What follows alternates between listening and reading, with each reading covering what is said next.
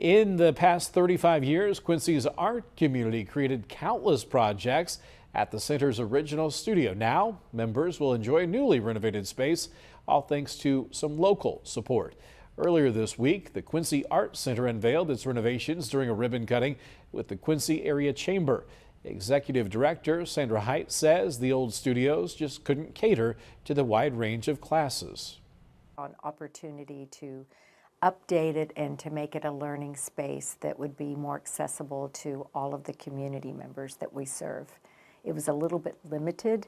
We had a lot of pieces of furniture that would prohibit, say if someone were in a wheelchair or on crutches or anything like that. We also didn't have any technology whatsoever. So renovations to the center's studio began in the fall. They'll be complete after installing retractable walls, allowing for multiple classes to be taught simultaneously.